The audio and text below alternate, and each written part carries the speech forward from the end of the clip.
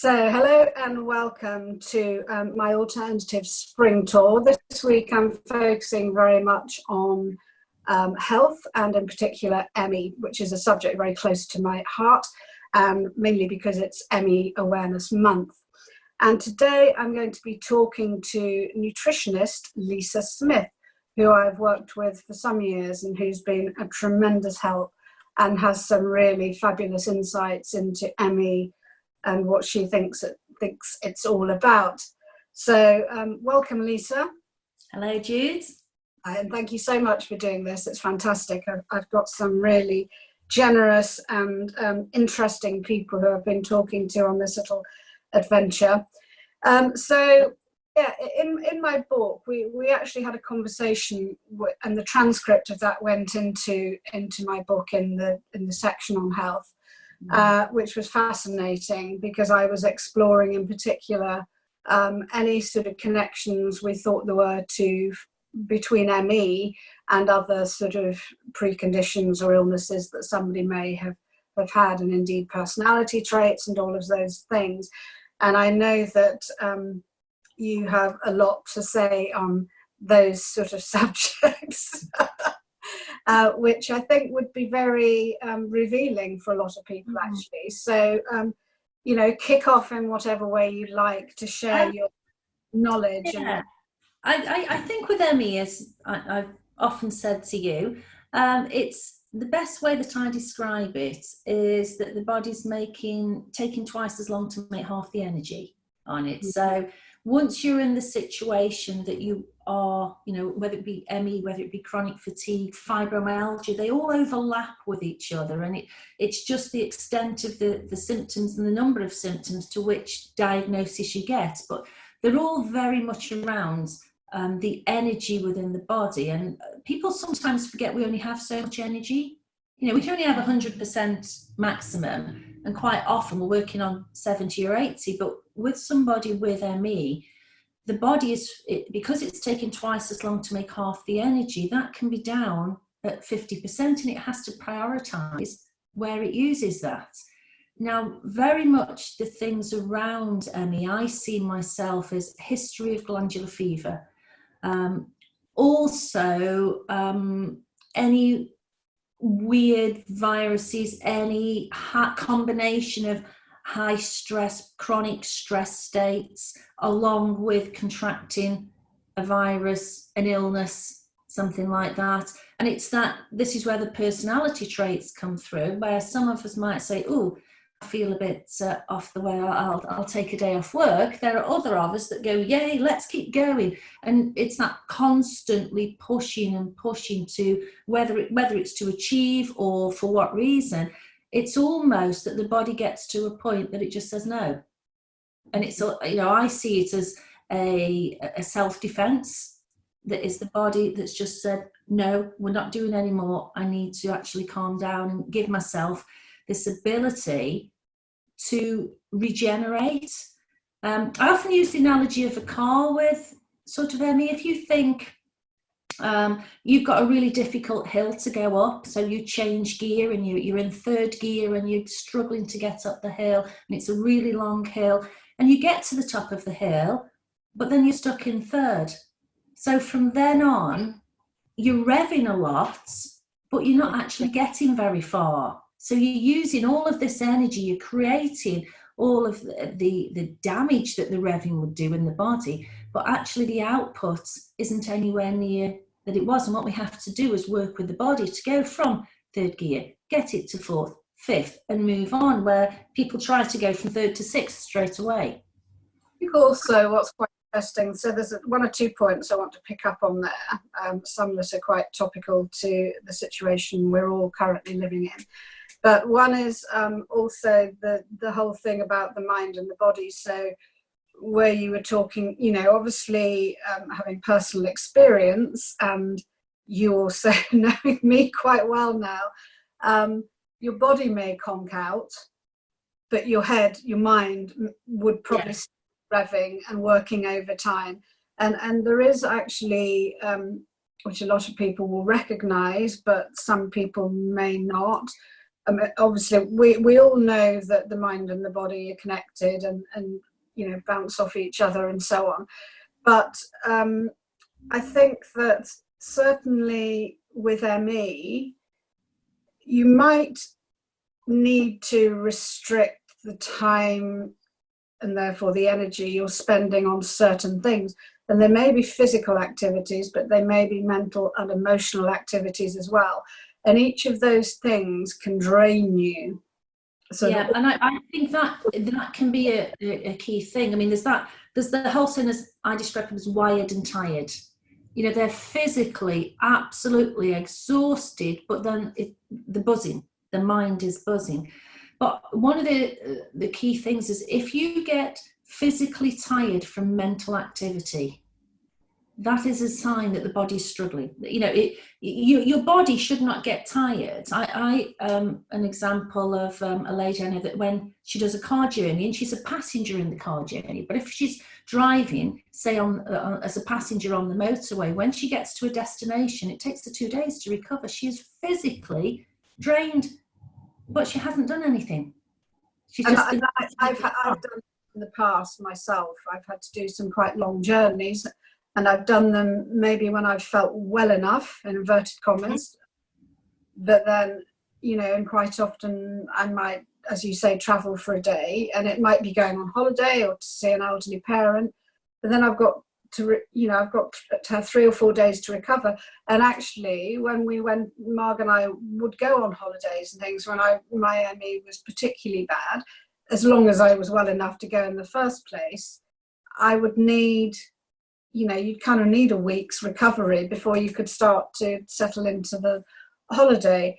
And I think you were talking about one thing that I know I've mentioned before. I don't know, I think I did mention it in the book actually, which is that,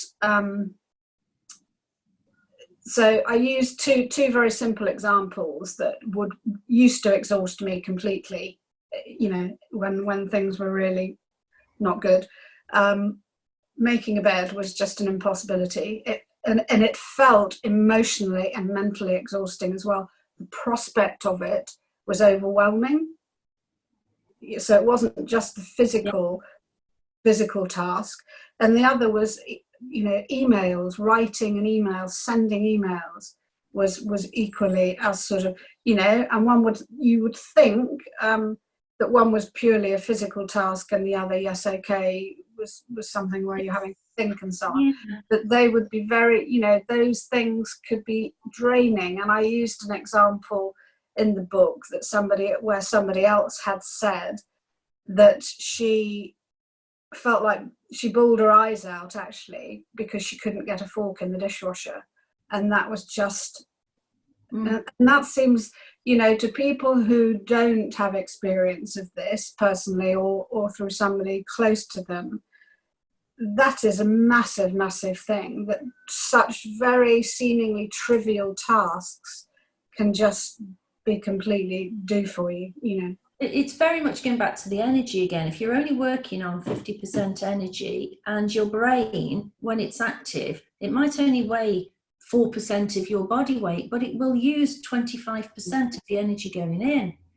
Now, when we're stuck in third gear as well, so it's going to take a lot more effort to concentrate, to focus, to maintain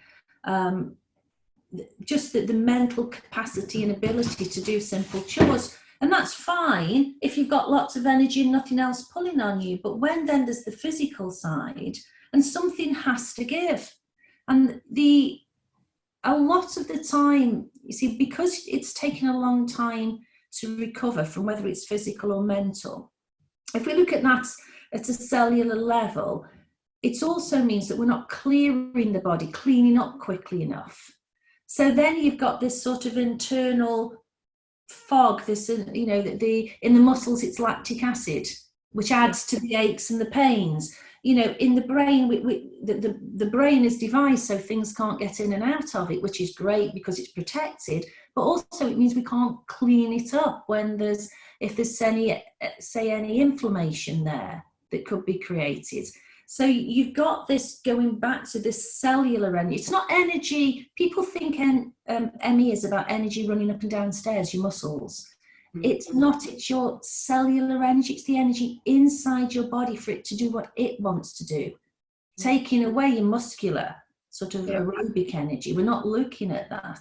It's that energy to do those bodily functions, you know, so that, whether it be the bowels, whether it be detoxification or inflammation, we've got to get the body working properly. And of course, you know, as a nutritionist, you would also, you know, you'll also give advice on, you know, what we put into our bodies and whether that be food, drink, whatever, and, you know, of course, any sort of supplements or things that we can use to assist with that.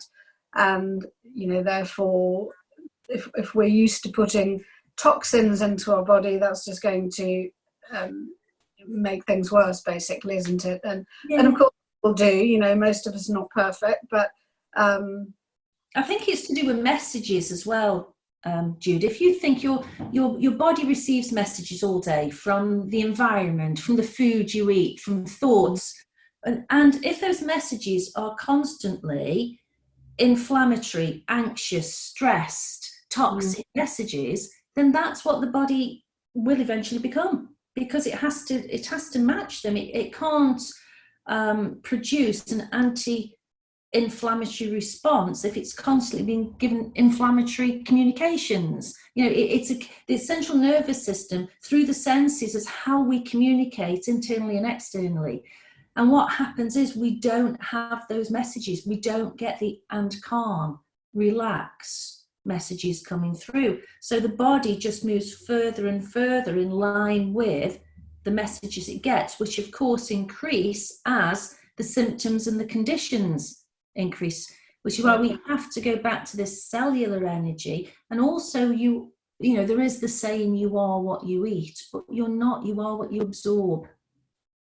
We have to go back and look at real, sort of step back to basics and say, okay, you know, we can have two people eating the same things, but if that digestive issues are there, and of course, because of the physiological stress, that is quite common, because in a stress state, you know, regardless where stress comes from, the body's response is the fight and flight response, and it's unable to distinguish between life-threatening and being chased by a lion and, oh, I'm 10 minutes late for the train. It reacts in the same way.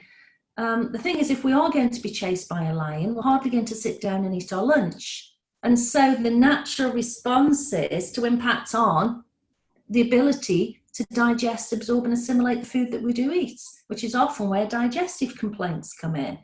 So when we're looking at, you know, specifically ME, it is really a whole body condition. You can't just look at boosting energy. You can't go from third to sixth gear, because you will get worse symptoms. You can imagine doing that in the car. It's just not going to work at all.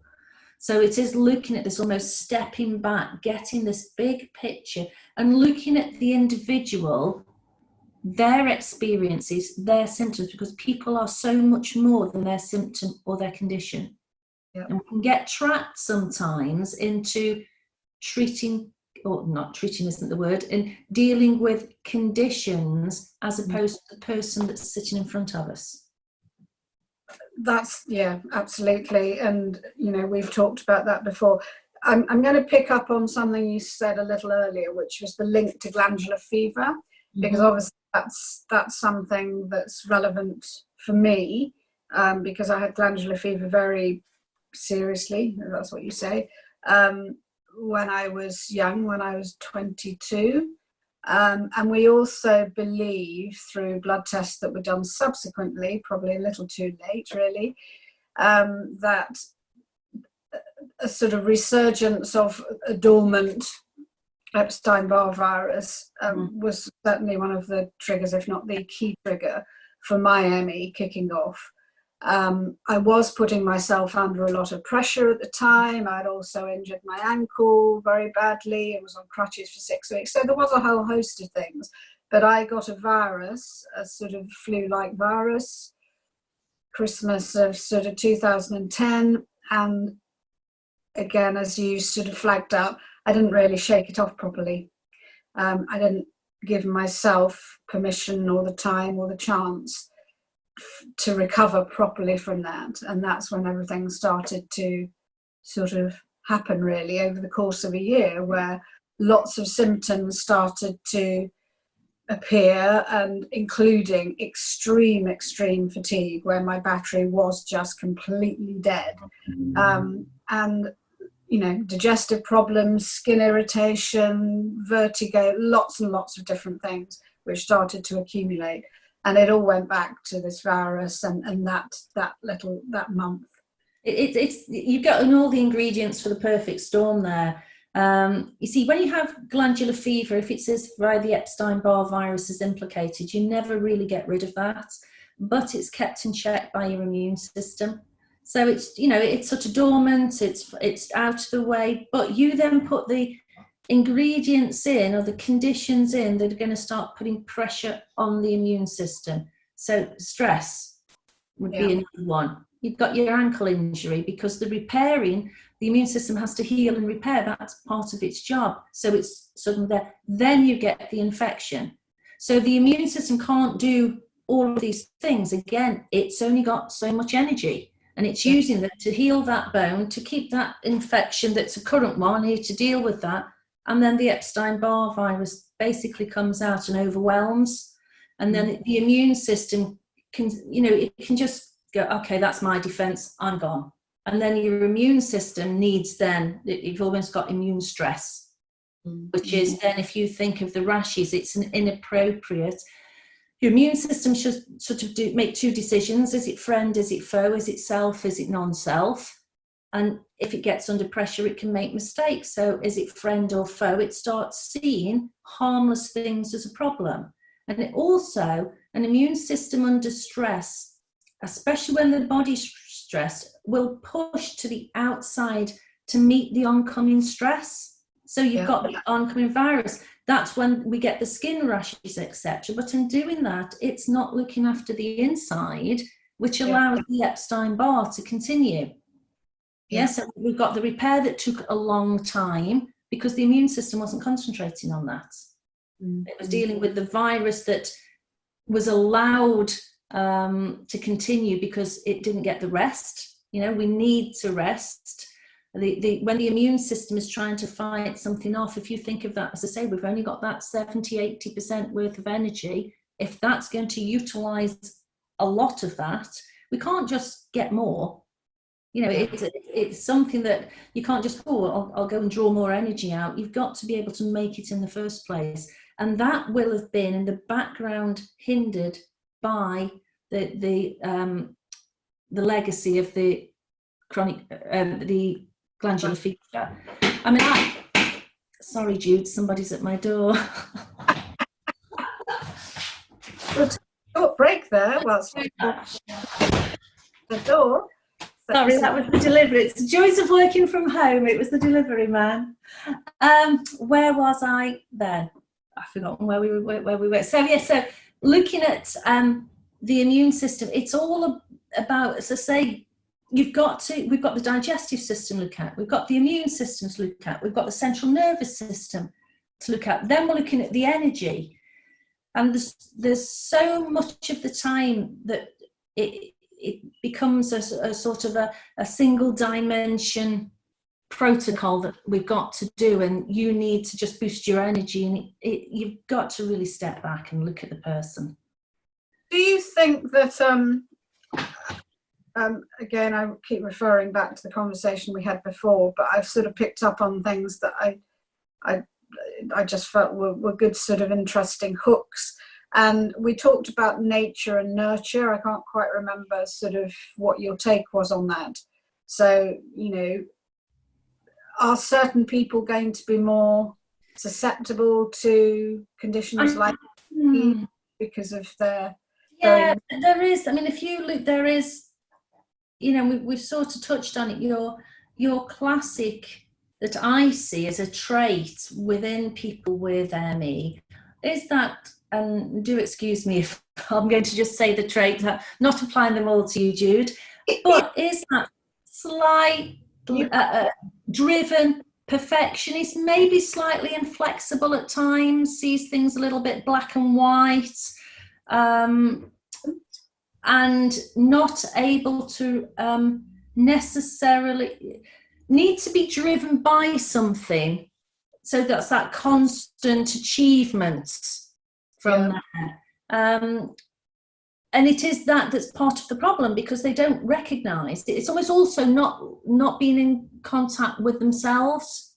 It's all external, so they're not, they're not sort of, if there is a cold, it's ignored until it's a problem. Whereas other people go, oh, I've got a bit of sore throat, it's got a, it's that sort of very focused on the achievement, the project in hand, and not being swayed, very maybe a little stubborn. So I do apologise for some of these descriptions, Jude.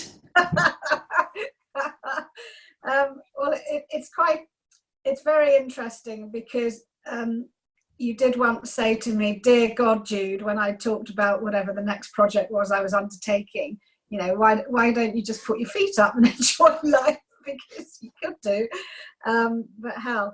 And also, the fact that we're sitting here doing this is part and parcel of that, in a way, because interestingly, for the first 4 weeks of my own lockdown, I'm actually in week 9 now, because I started a week earlier than most people. For the first few weeks, I was putting my feet up and reading a lot, and of course the weather was lovely, so I was able to enjoy that in the garden and stuff. And then I had this crazy notion I would do an alternative tour, because I was supposed to be having the exhibition on in London and Brighton, doing some live stuff.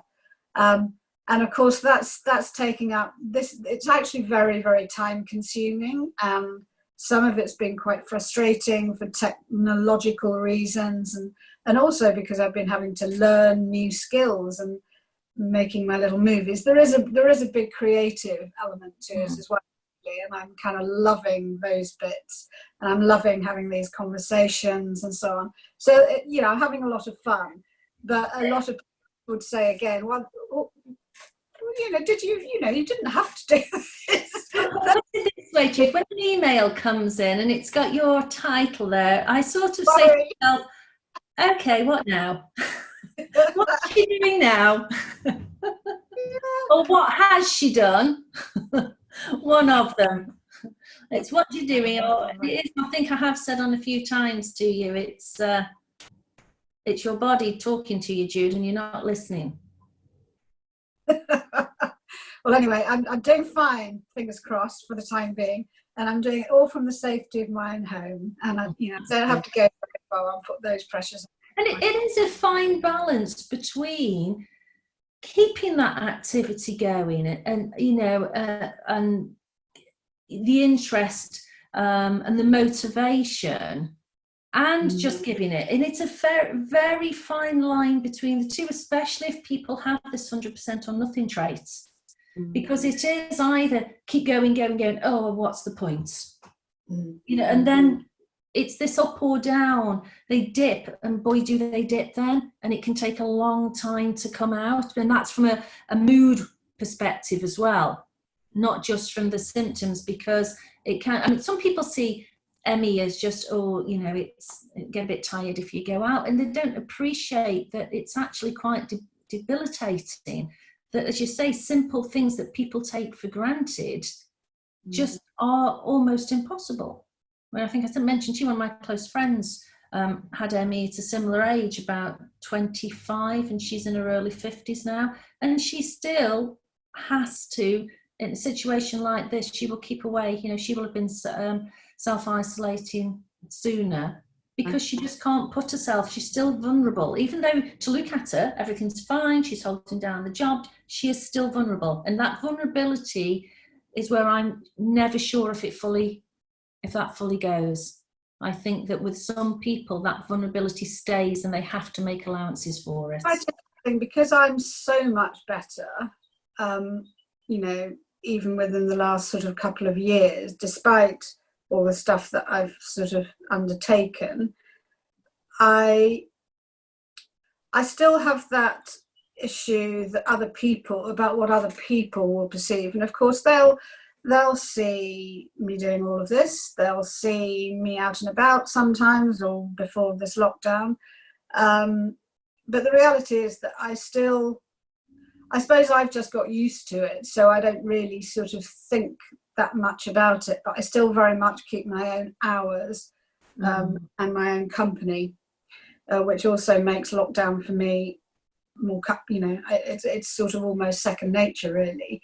And I'm really quite well now, but I still have a lot of restrictions, just because that's what I've got used to, really. And apart from this week, I rarely talk about my ME anymore, actually. So I'm pummeling people with it this week, but that is hopefully through conversations like this and so on, to raise awareness, because it is such an unpleasant condition and illness. And I feel well enough to do that now, to talk about it comfortably, and to have the energy to share all of the stuff that I am sharing this week, actually. And I'd have found that emotionally, let alone physically or anything else, difficult a few but it's a tricky one. And I think there's one other thing that I'm interested in talking to you about. We've kind of probably touched on it, and this might be sort of bring this chat to a close, really, with something that's very topical. And I have seen one or two things on social media and so on. I suppose words of warning, really, and caution from people who have ME and similar conditions, chronic illnesses, that started with a virus, which is, to say to people who have COVID-19, give yourself time to recover properly. Yeah. Because they don't know with this, this virus, what's going to happen. People might appear on the surface to have made a full recovery, but that could just be because the immune system's keeping it at bay. If they try and do too much too soon, or if they are presented with something else that challenges the immune system, there is this fact that it can, we don't know yet, but if it is, say, like the Epstein Barr virus, there is always the opportunity. I mean, the virus is always opportunistic, it will sit there and it will wait until the opportunity arises to be allowed out, and then it comes out. So it's making sure that you're working within your body's abilities. And I know that sounds a little bit vague, but if you're not feeling too good, but there is that, I'll just keep going. And it's that point that you to learn to go, actually, no, I'm stopping now. Yeah, it is about paying attention to that and just stopping and tuning in properly.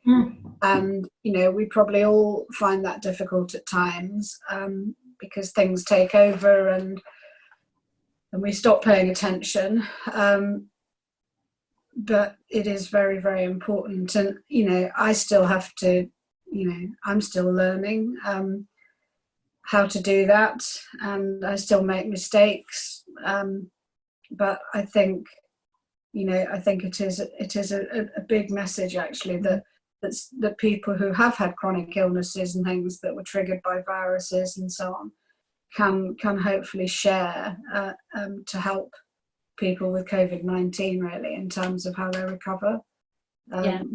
Especially when they think that, they're over it and things are about to do something. And that's one of the issues with ME. It's as well, you'll perhaps recognise this, Jude. There is this tendency to, I feel good, I'll go and do something.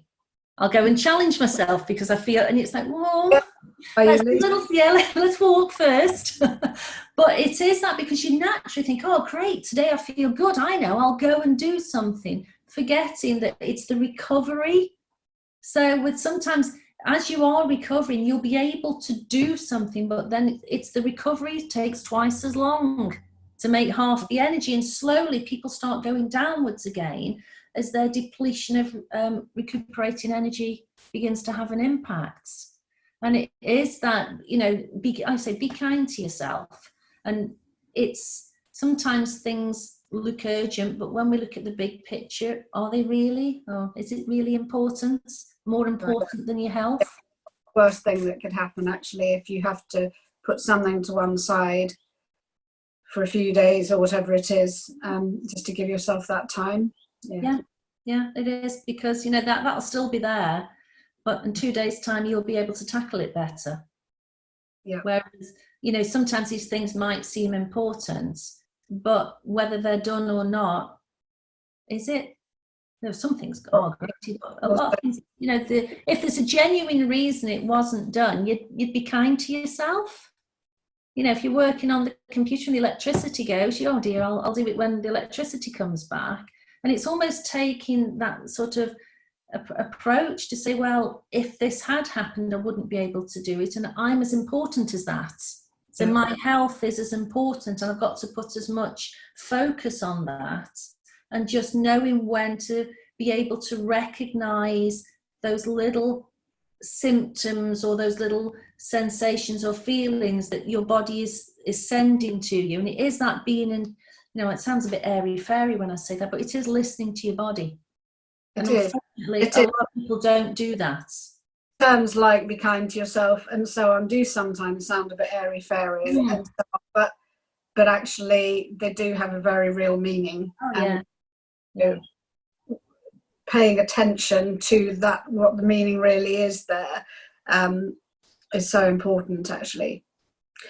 Well, I think that's a very good place to stop, actually. Bring it around to you know, what's very topical at the moment.